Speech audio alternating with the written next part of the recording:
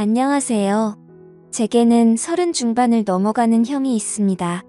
이 얘기는 제 형과 형수님에 대한 이야기입니다. 지금은 30 중반을 살짝 넘은 젊은 나이에 벌써 300억대 부자지만 예전엔 정말 한심한 청년 백수에다 형수님은 술집 아가씨 출신인 두 분의 이야기입니다. 제 형은 어릴 적부터 머리가 비상해서 주위 사람들의 기대를 혼자 독차지하며 자랐습니다. 지금 생각하니 그게 형한테는 큰 부담이 되었을지도 모른다는 생각도 드네요. 항상 1등만 하던 형이 고등학교에 들어가면서부터 공부에 흥미를 잃기 시작하더니 끝내는 지방에 별로 유명하지도 않은 대학에 들어가더군요. 군대도 다녀오고 졸업까지 했는데 취직도 못하더니 자기 방에서 하루 종일 게임을 하는 것도 아니고 그냥 하루 종일 각종 포털 사이트를 넘나들며 인터넷만 하더군요. 쓰잘데기 없는 인터넷 뉴스부터 각종 정보 검색으로 하루 종일 시간 때우고 말이죠. 저러고 말겠지, 곧 취직하겠지 하면서 기다려주곤 했지만 몇 년째 그러고 있으니까 가족들은 답답하죠. 사람도 안 만나고 햇볕도 안 보고 외출도 안 하고 방에 틀어박혀서 몇 년째 그러고만 있으니 정신병인가 싶기도 했죠. 그런 사람이 한두 번 외출을 하기 시작하더니 회사를 다닌다고 하더군요. 큰 회사는 아니고 직원도 몇 명 안 되는 아주 작은 회사라고 했습니다. 월급도 정말 터무니없이 적게 받고 제 형을 묘사하자면 아주 순진하고 선량합니다. 그런데 숫기가 별로 없는 성격이었습니다. 언제나 허허 웃고 마냥 사람 좋아 보이는 이런 형이라서 연애를 못하더라고요. 직원이 몇 명 안 되니 사내 연애도 불가능하고 그렇다고 동호회를 다니며 연애를 해보려 시도하는 성격도 아닌 것 같고요. 보다 못해서 제 후배 중에서 예쁘고 똑똑하고 모든 면에서 괜찮은 애들을 몇 명 소개시켜 줬습니다. 그런데 여자애들이 하나같이 하는 말이 사람은 좋은데 재미가 없다면서 남자로서의 성적 매력이 없다고 그냥 삼촌 같다고 이렇게 애프터를 거절하더라고요. 하긴 옷도 세련되게 못 입고 농담도 잘 못하고 차도 없는 사람을 그 친구들이 좋아할 리가 없겠죠. 그런 형이 언젠가부터 연애를 한다고 하더라고요. 그런가 보다 하고 말았는데 반년 정도가 지나더니 결혼하겠다면서 여자분을 하나 데리고 왔는데 이건 뭐 쑥맥 같은 형하고는 어울리지도 않을 정도의 미인을 데려왔더라고요. 키도 172 넘어 보이고 날씬한 데다가 얼굴도 얼마나 예쁜지 제가 지금껏 봐왔던 미인들 중에서 5손가락 안에 꼽을 정도로 상당한 미인이었습니다. 아무튼 어찌어찌해서 결혼을 하고 작은 전세방을 구해서 나가더군요. 지금부터는 형이 주말에 저를 형 자택으로 불러서 해준 이야기입니다. 형 집에 도착해서 간단한 요리와 맥주를 마시면서 고백할 게 있다면서 말하기 시작했습니다. 형이 회사를 다닐 때 형이 맡은 프로젝트가 잘 끝나서 사장이 크게 한턱 쏜다며 여자들과 노는 술집으로 갔답니다. 여자에게 숙맥이었던 형은 제대로 놀지를 못했고 구석에서 어색하게 앉아있다가 같이 앉은 아가씨와 맥주를 서로 따라주고 홀짝거리면서 얘기를 주고받았답니다. 형은 그 아가씨가 참 마음에 들더래요. 다른 직원들은 각 파트너를 데리고 방을 나섰고 형은 그냥 조금 걸었으면 좋겠다고 하면서 아가씨와 길을 걸으면서 이런저런 얘기를 나눴답니다. 좋아하는 노래, 영화 같은 얘기부터 별의별 얘기를 다 나눴다고 하더군요. 정말 오랜 친구 같은 느낌이 들더랍니다. 지루한지 모르고 얘기 나누며 그렇게 걷다가 호텔로 갔대요. 사장이 준 돈으로 방을 하나 얻어주고 아가씨를 객실 안까지 같이 가주고 그냥 나왔대요. 매일 원치도 않은 술 마시고 사랑하지도 않는 낯선 남자와 있어야 하는 게 얼마나 힘들까 하는 생각이 들었답니다. 그래서 그날만큼은 남자한테 시달리지 않고 푹 쉬도록 혼자 방에서 숙면 취하라고 말해주고 나왔다고 하더라고요. 근데 형이 부탁이 하나 있다며 이렇게 재미있게 대화를 나눠본 게 처음이라고 친구하면 정말 기쁠 것 같다고 해서 전화번호를 얻었답니다.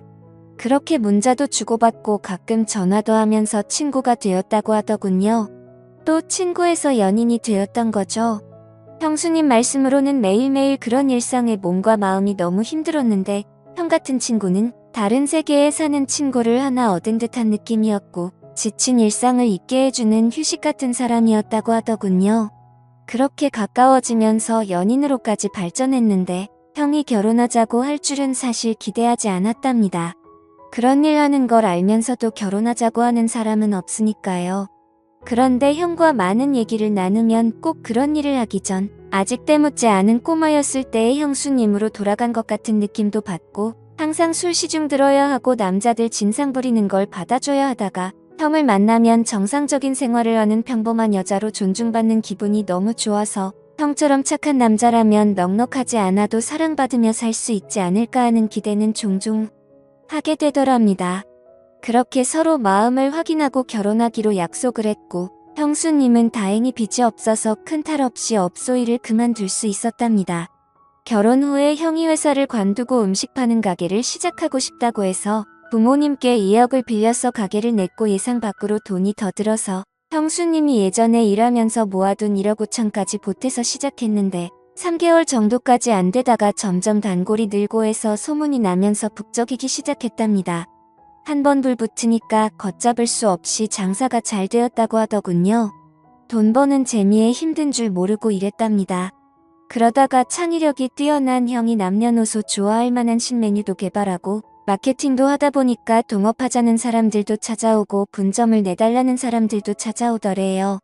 그렇게 투자받아서 인테리어도 정비하고 정식으로 프랜차이즈로 등록하고 몇 년 동안 전국으로 가맹점을 내주기 시작해서 지금은 이름 대면 한 번쯤 들어봤을 법한 회사로 성장시켰답니다. 회사 관두고 해본 적도 없는 음식 사업에 도전한다고 했을 때 다들 말렸죠. 새 집 건너 한 집이 음식점이라고. 그런데 형수님은 당신이 하고 싶고 자신이 있으면 하라고 응원해 주더랍니다. 망해서 다 털어먹어도 동네에서 분식점 하면서 살면 되지. 설마 이렇게 전고 건강한 두 남녀가 산 입에 거미줄 치겠냐면서 해보라고 했다더군요. 자기가 모았던 통장까지 내주면서 정말 힘들었답니다. 그런데 프랜차이즈로 등록시키고 가맹점 내주면서 더 힘들었답니다. 자기가 까딱 잘못해서 자기 믿고 가맹점 낸 점주들이 망하면 가맹점 하나 당 가정 한 개가 파탄난다는 책임감 때문에 잠을 못 잤답니다. 하루에 2에서 3시간 정도 밖에 안 자면서 소스 개발, 메뉴 개발, 투자자들 찾아다니고 시장 분석하러 다니고 점주들 장사 잘하라고 자기 노하우 담은 책자 제작해서 돌리고 그랬답니다. 다행히도 저희 형 프랜차이즈는 안정적으로 자리 잡아서 아직도 꽤 후한 평가를 받고 있답니다. 그래서 지금은 형 나이대에 흔치 않을 만큼 큰 돈을 벌었고 반포에서도 상당히 큰 집에서 살고 있습니다. 그렇게 숫기 없어서 연애도 못 해보고 거절만 당하던 형이 이젠 물 만난 물고기처럼 완전히 딴 사람이 되었습니다. 자신감과 의욕도 넘쳐 보이고 완전히 노련한 사업가처럼 보입니다. 비싼 맞춤 수트 입고 기사까지 있는 차를 타고 다니니까 제 형이지만 참 다른 사람처럼 느껴지더군요. 이래서 사람 팔자 알 수 없다고 하나 봅니다. 형은 지금도 바빠서 집에 늦게 들어가고 주중에 형수님과 시간을 보내주지 못해서 늘 미안해서 수시로 형수님한테 전화 걸어서 사랑한다고 말해준답니다. 그리고 주말 주일은 정말 중요한 일이 있지 않은 한 오직 형수님과 아기만을 위해서 시간을 보낸다더군요. 주말, 주일은 형이 청소하고 설거지하고 요리까지 해서 먹인답니다. 주중 동안 그렇게 일하고 주말까지 그러면 힘들지 않냐고 하니까 자기는 사랑하는 아내랑 아이를 위해서 음식하고 설거지하면서 쉬게 해줄 수 있다는 게 너무 행복하답니다. 아내랑 아이 얼굴만 봐도 행복해서 피로가 풀린다고. 형수님은 업소일하면서 너무나 간절히 평범한 생활을 꿈꿨었기 때문에 집에서 집안일하고 아기 키우고 형 옷 세탁하고 다림질하는 게 너무너무 행복하답니다. 저희 형수님 그렇게 부자가 되었는데도 명품백이나 시계나 외제구두 같은 거 갖고 있지 않은 것 같습니다. 형수님 말로는 주말에 형님이랑 정원에서 배달시킨 치킨이랑 맥주 한 캔씩 먹으면서 얘기하는 게 너무 행복하답니다. 딱 그만큼의 행복도 감당할 수 없을 정도라면서 형수님은 매달 부모님께 월급 정도의 용돈도 넉넉하게 보내주시고 우리한테는 볼 때마다 용돈도 주십니다. 형수님은 저보다 1살 어리십니다.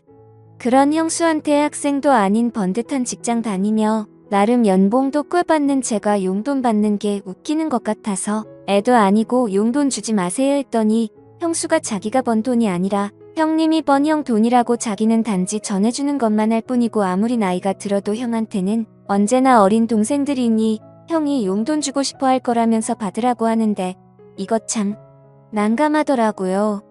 부모님은 형수님을 참 좋아하십니다. 남편한테 잘하고 시부모님께 잘하고 참하고 인물도 훌륭하고 뭐 보는 사람마다 며느리 칭찬을 하니까요. 저의 부모님도 형수님을 딸처럼 아끼십니다. 늘 우리 딸 그러시거든요. 처음엔 형수님 외모가 너무 바비 인형 같아서 어리숙한 형 등쳐먹으려는 꽃뱀이 아닐까 하는 의심도 했었지만 지금은 존경스러울 정도입니다. 시부모님과 우리가 형수님께 너무 잘 대해줘서 형수님은 자신의 과거에 대해 숨겨온 것에 대해 지금껏 늘 죄책감을 갖고 살았답니다. 그래서 털어놓고 싶어서 지금에서야 우리한테 말하는 거라고. 그래서 저는 누가 뭐래도 형수님은 우리 식구들이 가장 좋아한 우리 형수님이었고 앞으로도 그럴 겁니다. 형님과 형수님이 성실하게 살았다는 건 알았지만 그렇게 남들보다 몇 배로 애를 쓰며 살았다는 것까진 몰랐네요.